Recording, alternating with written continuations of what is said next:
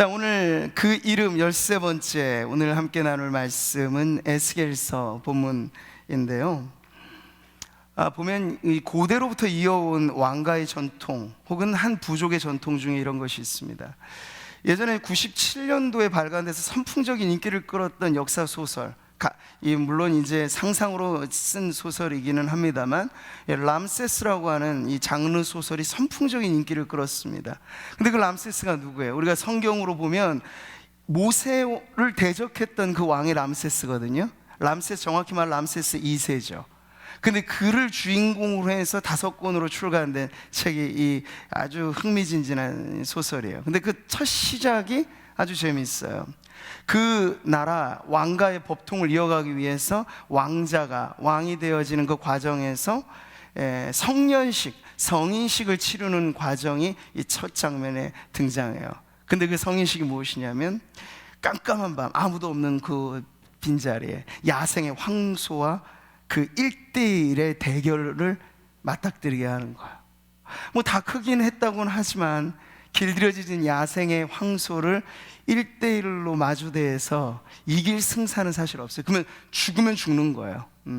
한 왕조를 이어갈 왕자를 이렇게 성인으로 세운다라고 하는 데 있어서 적어도 그 정도의 대가는 지불해야 된다 하는 게 그 나라의 법이었던 거죠. 그래서 여기 주인공 람세스가 야생의 황소 앞에 딱 서니까 오금이 저리죠. 사실 힘으로도 무엇으로도 이겨낼 재간이 없어요. 근데 이 소설은 아주 재밌게도 그럼에도 불구하고 절대적인 이 두려움의 대상 앞에 이 람세스가 용기를 얻어요. 근데 어디서 그 힘의 원천이 생겼는고 하니 혼자만 있을 것 같은 그 자리에 바로 10발짝 옆에 그 당시에 천하를 호령했던 람세스 1세로 불리는 이 파라오죠. 바로가 지금 말로는 파라오라고 이야기하는 거예요. 이집트. 거기 세티라고 하는 그의 아버지이자 절대 강국의 왕이 바로 10발짝 옆에 정확히 두 눈을 부릅뜨고 그 일대 격전을 보고 있는 거예요. 그러니 무슨 일이 벌어지기라도 하면 마치 만사를 제쳐두고 가서 아들을 구해낼 준비를 하고 있는 아버지로서 또 일국의 왕으로서 그 자리를 지키고 있는 걸 아들이 보니까 황소하고는 1대1이지만 그 듬직한 아버지의 존재감이 그곳을 가득 채우는 것을 느끼면서, 물론 그 격돌에서 황소를 힘으로 때려잡지 못합니다. 일격에 죽을 수도 있었지만 아버지의 도움으로 구사일생을 해요. 근데 그러면서 배운 게 뭐냐면 성인이 된다는 것, 황소 같은 세상과도 한번 1대1의 격전에서 자신을 노출시켜 보면서 진정한 용기라고 하는 건 두려움을 느끼지 않는 것이 아니라 두려움을 이겨내는 것이 용기다 라고 하는 첫 번째 관문을 그가 통과하게 된 것, 이게 바로 이 소설의 첫 시작입니다. 제가 왜 이 말씀을 드리는가 하면 오늘 우리가 배우게 될 하나님의 이름이 이와 같은 의미를 갖고 있기 때문에 그래요. 여호와 삼마, 여호와 삼마, 거기 계시는 하나님. 우리가 지금 계속해서 여호와로 연결되어진 이름을 지금 살펴보고 있는데 오늘은 아마 성도님들에게도 많이 익숙하게 불려지진 않았을 거예요. 여호와 이레, 엘샤다이, 엘로힘. 근데 여호와 삼마라고 하는 그 이름이 정확하게 성경에 새겨져 있어요. 그것도 어디에? 에스겔서 마지막 장 마지막 절에 거기 계시는 하나님이라고 정확하게 기록되어 있죠. 그래서 이 또 하나의 이 빛난 이름을 우리가 발견하면서 성도들의 삶에, 우리의 신앙에, 그리고 이 시대를 향한 우리의 안목에 어떤 메시지가 있는가가 오늘 이 이름이 우리들에게 가르쳐주는 말씀입니다. 자, 여러분 보세요. 오늘 말씀 우리가 보았듯이 에스겔서, 이 구약의 대선지서로 분류되어지는 에스겔서 마지막 장 마지막 절에 이 말씀이 있어요. 다시 한번 읽어볼까요? 시작. 그 사방의 합계는 18,000척이라 그날 후로는 그 성읍의 이름을 여호와 삼마라 하리라. 어떤 성읍, 이것은 이제 회복된 이스라엘을 가리키는 것이죠. 그 성읍의 이름이, 우리는 지금 우리의 도시가 구미라고 불려지잖아요. 수도권 서울이라고 불려지잖아요. 근데 예루살렘, 이스라엘에 새 이름을 부여해 주시는 거예요. 그 이름이 무엇인가? 여호와 삼마. 하는 이름인 거죠. 이 이름은 하나의 분명한 메시지가 있어요. 끝에서 시작된 이름이라는 거죠. 에스겔서의 마지막 구도가 그렇고, 에스겔서 하면 우리가 알게 되는 것은 포로기 때 쓰여진, 포로기 이전과 이후의 상황이 함께 담겨져 있는 선지서입니다. 그렇기 때문에 이 에스겔서를 쓸 당시의 상황은 바벨론 포로의 그런 상황이에요. 이전과 이후. 그러니까 전과 후가 도무지 희망이 없는 나날을 보냈던 그들에게 하나님께서 에스겔이라고 하는 선지자를 통해서 이 선지서를 써주실 때 마지막 마침표를 이걸로 찍으신 거예요. 여호와 삼마. 영어 성경을 보면 이게 아주 분명하게 그 이름의 뜻이 나오죠. The Lord is there. 여호와께서 거기에 계십니다. 아주 분명하게 이게 아예 하나님의 이름이 되어버린 바로 그 말씀이 나오죠. 이 이름에는 이중적인 의미가 담겨 있어요. 1차적으로는 이 절망적인 상황, 우리가 요즘의 시대를 말할 때, 암울한 세상을 표현할 때 디스토피아라고 하죠. 유토피아의 반대말, 절망적인 세상을 말할 때 디스토피아, 멸망의 시대, 이런 말들을 하죠. 지금 이스라엘 백성이 바로 디스토피아를 경험하고 있는 거예요. 빼앗긴 성읍, 다시 돌아갈 수 없는 고국, 파괴된 성전, 모든 것이 끝나버린 상황에서, 그런데 하나님은 아직 끝이 아니라고 말씀하시는 거예요. 그래서 그 이름을 딱 새겨놓지. 아니, 아직 끝이 아니야. 하나님이 거기에 계신 한, 이런 의미가 있는 거죠. 1차적으로는 이 절망의 자리에 의미가 부여되어지는 이름, 거기에 계시는 하나님. 자, 두 번째 의미는 이것입니다. 이것이 우리에게 희망이 되어지는 것은 당시로서는 미래에 있게 될 회복을 말해주고 있어요. 지금 당장은 빼앗긴 성읍이고 황폐한 성읍이지만 하나님께서 다시, 우리가 알듯이 이스라엘의 역사는 70년 바벨론 포로기 이후에 다시 느헤미야, 에스라, 이 위대한 새 시대를 통해서 포로 귀환의 역사가 시작되면 성벽이 재건되고 성전이 다시 지어지고 성읍이 회복되어지는 그 역사가 있죠. 지금 에스겔의 시점에서는 먼 미래의 비전이기는 합니다만 장차 때가 되면 이런 회복이 있을 것이다. 거기서도 주님의 이름은 빛을 발할 텐데 그 이름이 바로 여호와 삼마라 부르리라, 이런 말씀이에요. 그러니까 두 가지, 현실의 고된 상황을 이겨내게 하는 이름이고, 앞으로 우리가 꿈꾸는 미래가 과연 어떨 것인가 하는 점을 가르쳐주는, 미래의 궁극적 소망을 가르쳐주는 이름이 어떤 이름이라고요? 여호와 삼마. 네. 매 시간마다 하나님의 이름이 우리가 전해질 때 그 이름을 듣고 난 다음에 기도는요, 어떤 기도를 하셔야겠어요? 그 이름을 부르는 기도를 하셔야 돼요. 그러니까 우리의 삶의 자리가 정말 디스토피아, 개인의 삶에서 어느 것 하나에서도 희망이 보여지지 않는 절망으로 여겨질 때, 만약 거기에 하나님이 계시다면 절망이라고 부르는 끝에서 다시 새로운 시작, 이게 있다는 그러한 메시지가 오늘 이 이름에 담겨 있는 거죠. 자, 여러분, 우리가 알고 있는 하나님의 속성 중 무소부재라고 하는, 우리는 그 속성을 압니다. 그게 뭐죠?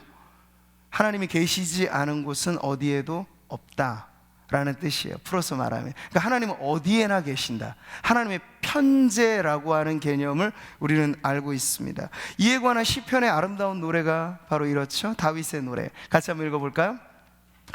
내가 주의 영을 떠나 어디로 가며 주의 앞에서 어디로 피하리이까?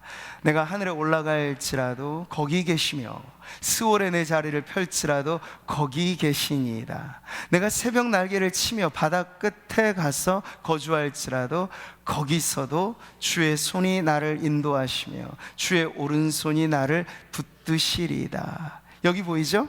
여기 여호와 삼마라고 하는 이름은 나오지 않지만 그 뜻이 그대로 있어요. 거기 계시며 거기서도. The Lord is there 이라고 풀어지는 바로 그 이름이 이 여호와 하나님 편재성을 드러내는 아름다운 시에 담겨져 있어요. 자, 그런데 우리가 이런 하나님의 편재하신 임재만 아느냐? 그건 아니라고요. 알다가도 모를 것 중에 하나가, 하나님은 어디에도 계신데 성도들이 때때로 하나님의 부재를 경험하게 될 때가 있다는 거야. 불러도 대답 없는 이름이 하나님의 이름으로 와닿을 때가 있다는 거죠. 하나님이 마치 숨바꼭질 하듯이 꼭꼭 숨어 있으시는 때, 기도를 안 하는 것 아니에요, 예배 안 드리는 것 아니에요. 그런데 도무지 어디에서도 하나님의 임재를 확인해 볼 수 없는 그런 답답한 상황이 성도 개인의 신앙 경험에 혹은 한 나라의 상황에 펼쳐지게 될 때가 있다는. 근데 이 부재를 우리가 어떻게 받아들일 수 있을까? 하나님은 속성상 편재하신 분인데, 어디에도 계시는 분인데, 근데 왜 하나님의 임재를 우리가 경험하지 못하는 때가 있을까? 여러분, 성경의 말씀을 보면 그런 상황들이 여기 나와요. 사무엘 16장 14절 말씀이죠. 같이 한번 읽어볼까요?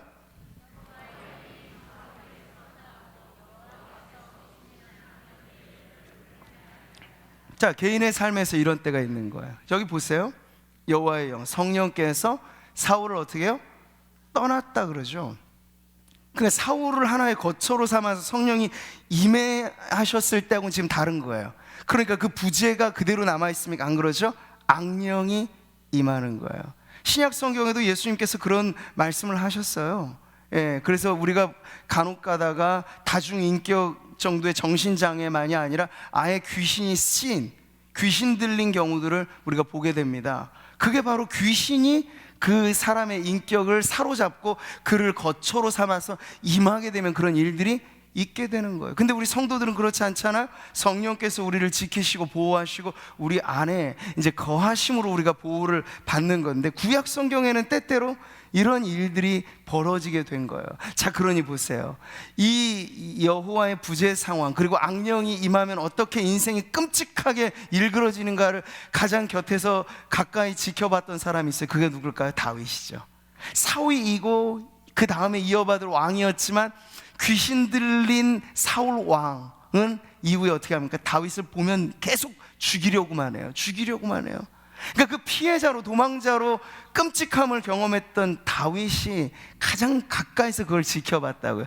그러니까 말이죠, 다윗도 어느 순간에 호의호식하고 왕임내하고 하다가 하나님 앞에 끔찍하게 범죄하잖아요. 밧세바를 취하잖아요. 충신의 아내를 범하잖아요. 그리고 나자 자기가 뭘 경험하는지 아세요?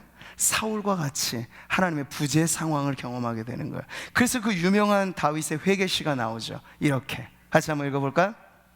나를 주 앞에서 쫓아내지 마시며 주의 성령을 내게서 거두지 마소서.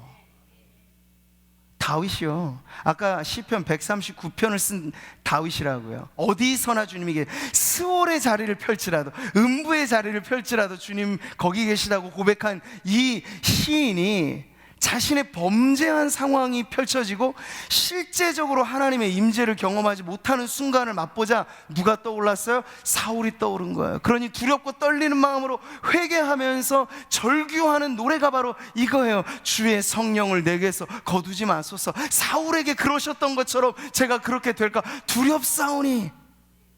여러분, 이게 신앙의 체험 안에 또한 우리가 경험할 수 있는 그런 문제라는 거죠. 자, 여기서 우리는 두 가지 균형 잡힌 시각을 가져야 합니다. 본성적으로 하나님은 어디 계시지 않은 곳이 없어요. 저 우주의 마지막 끝자락도 하나님이 계신 줄 믿습니다. 인간의 탐사 능력으로는 여러분 몇 억만 년을 가도 못 가요. 그게 우주 끝이라고요, 지금도. 근데 그 끝자리에 누가 계실까? 우리 하나님이 계세요. 인간이 아니 계신 곳에도 하나님이 계시다고요. 첩첩삼중 오주에도, 사람 없는 무인도에도 누군 계세요? 하나님은 계시다고요. 그런 하나님인데 부재를 경험하게 되는 단 하나의 순간이 있으니 그게 뭘까요?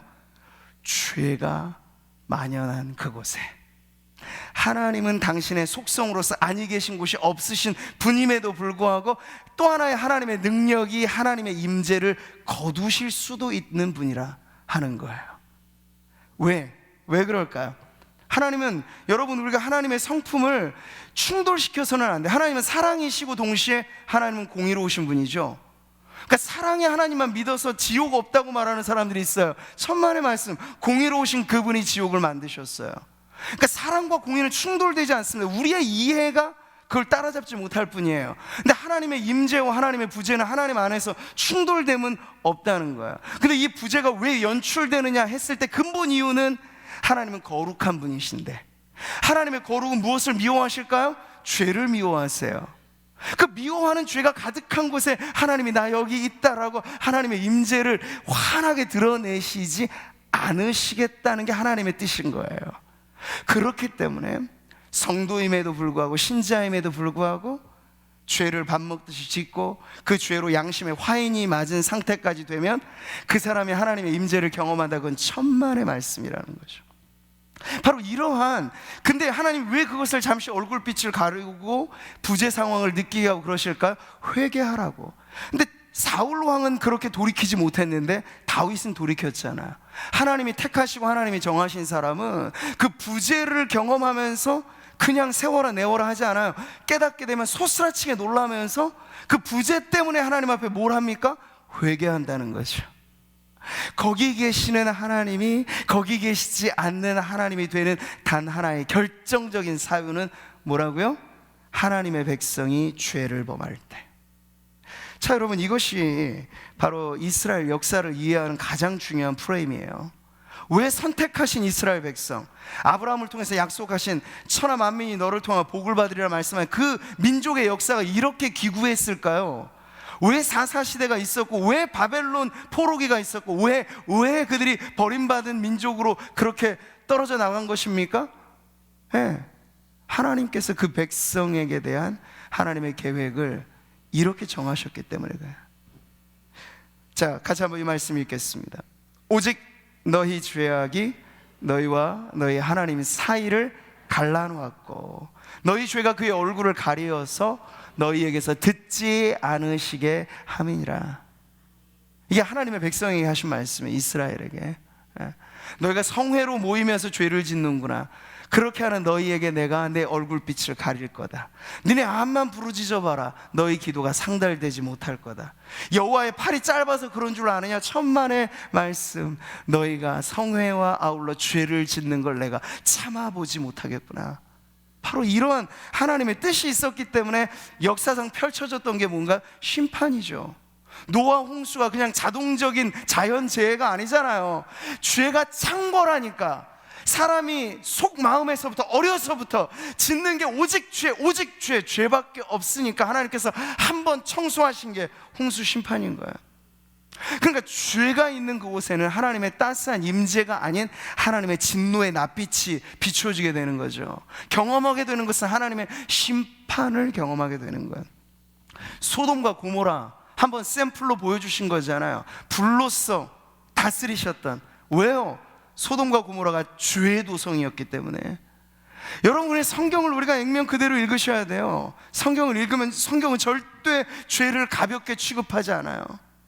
성경의 모든 역사에 인간의 비참의 시작은 죄였고, 인간이 하나님의 은혜로 살아야 함에도 불구하고 은혜를 누리지 못하는 이유 또한 죄였고, 비신자들이 경험하는 모든 비참의 원인이 죄고, 성도들이 경험하는 이 축복이 아닌 저주에 가까운 삶의 문제 역시도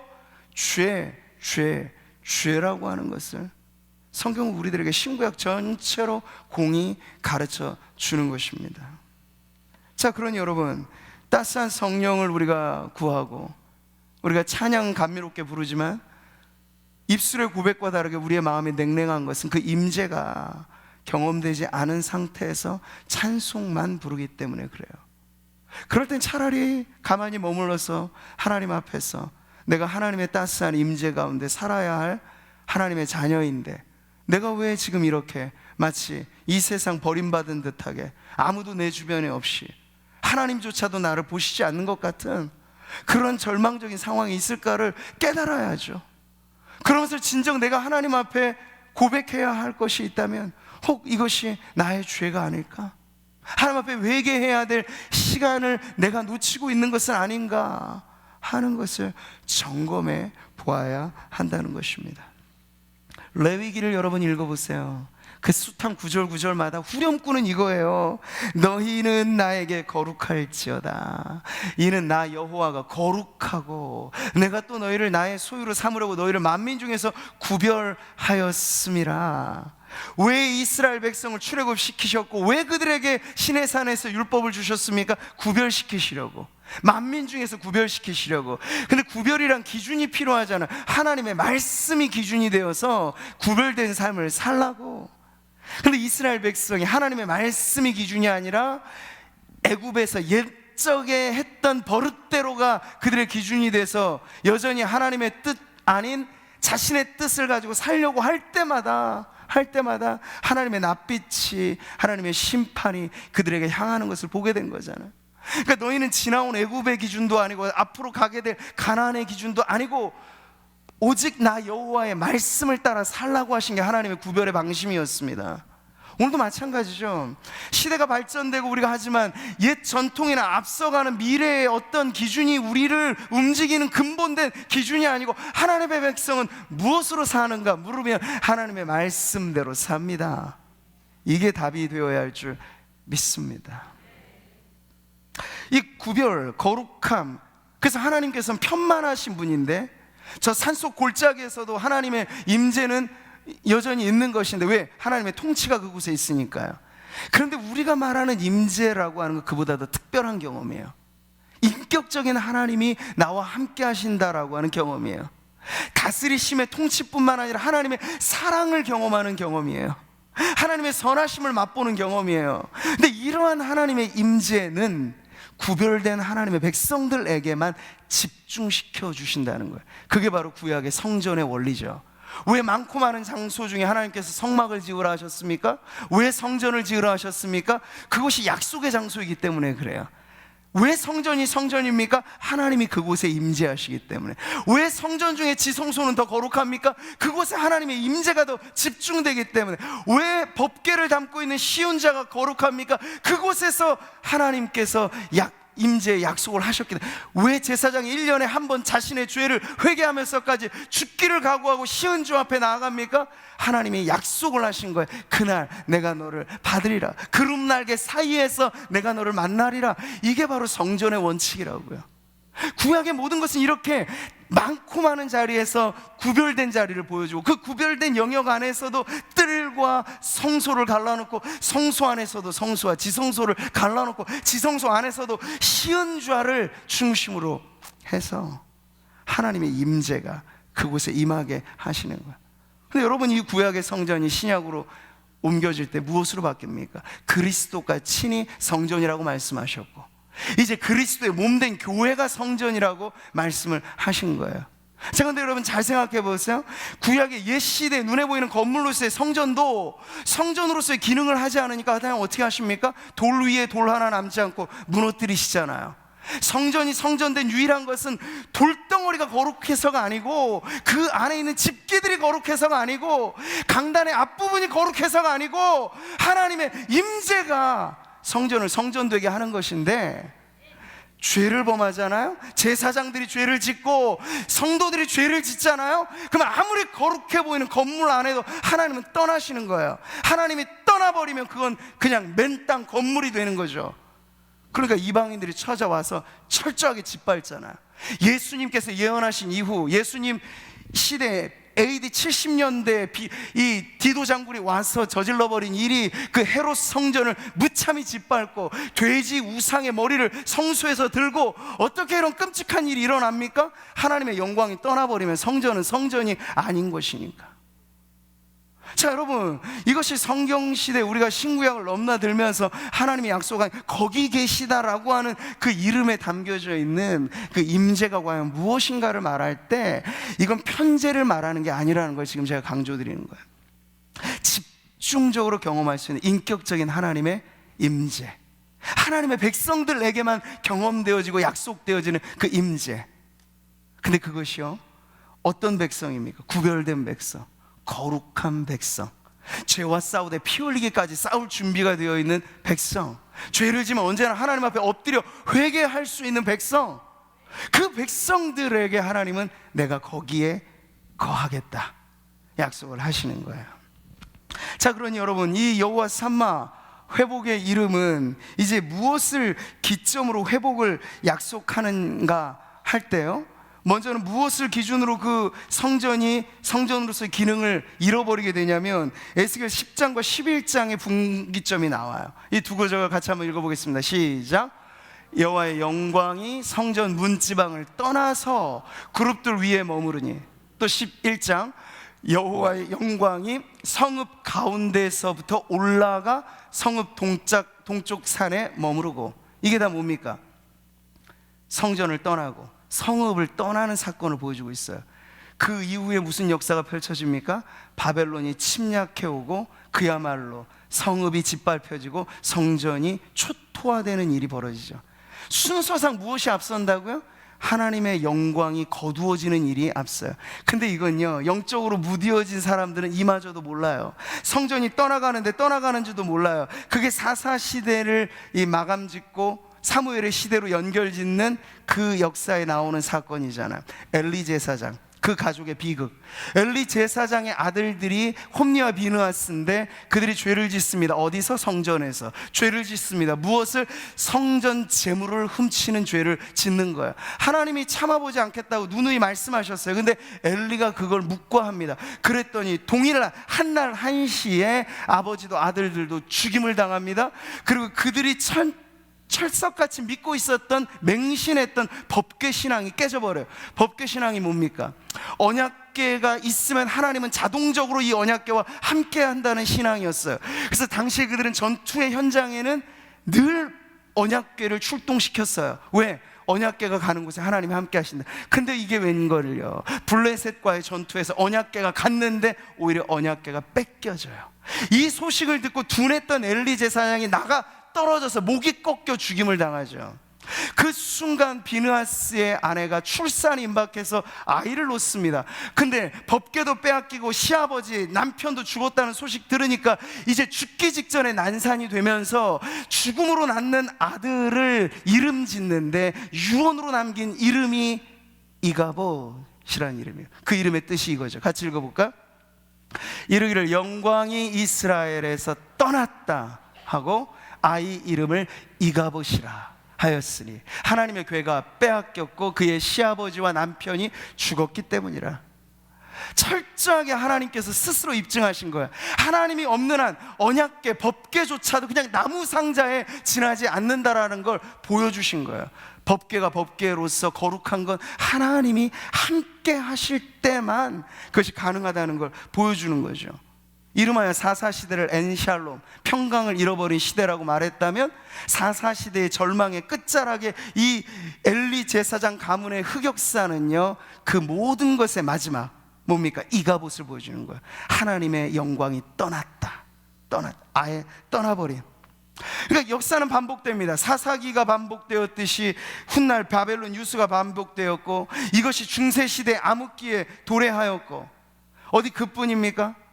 교회가 시대마다 세상의 포로로 끌려가는 순간이 있을 때 언제나 겉모양은 반듯한데 그곳에 하나님의 임재가 경험되지 않는 사사기의 반복, 바벨론의 반복을 이어오는 것이죠.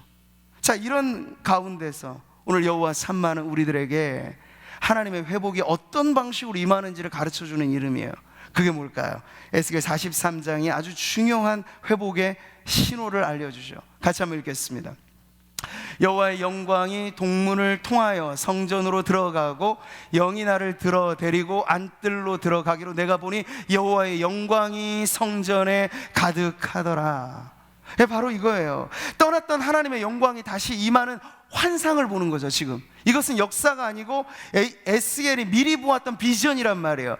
근데 이것이 이루어질 때 비로소 이스라엘 민족도 다시 포로된 그들이 돌아오는 역사가 일어나게 된다는 걸 보여주는 거죠. 자, 말씀을 제가 마무리하겠습니다. 우리는 나라의 문제, 민족의 문제, 개인의 문제를 자꾸 현상적 외부의 문제로 생각합니다. 경제가 힘들고 정치가 어렵고 지도자가 이렇고 저렇고 말을 합니다만 그 나라이든 민족이든 가정이든 교회이든 근본 문제는 하나님과 우리 사이를 갈라놓는 죄에 있다는 거야. 하나님의 나라를 흥왕시키실 때 누구를 중심으로 할까? 하나님의 백성을. 요셉을 애굽에 보내시잖아요. 왜요? 요셉을 통해서 하나님의 백성들을 살리시는 것뿐만 아니라 이방 나라도 살리시려고. 그 중심에 하나님의 사람 요셉이 있었다고요. 하나님의 백성들도 이방 나라도 살 길은 오직 하나님의 백성들에게 있는 줄 믿습니다. 그런데 그 백성이 타락하면 어떻게 되는 거예요? 그 백성이 죄를 짓고 하나님의 영광이 마치 떠나가듯이 그런 하나님의 부재를 경험하는 교회 시대, 마치 중세 청년 천년이 그랬던 것처럼 현대교회, 유럽의 교회가 지금 무너져 내려버리죠. 미국의 교회가 세속화되어 버리죠. 우리가 소위 말하듯 선교의 역사를 말할 때 예루살렘부터 복음이 서진한 역사를 말합니다. 유럽을 관통하고 아메리카 대륙, 그래서 아시아까지 돌아왔어요. 그래서 우리나라가 동방의 예루살렘으로 불렸어요.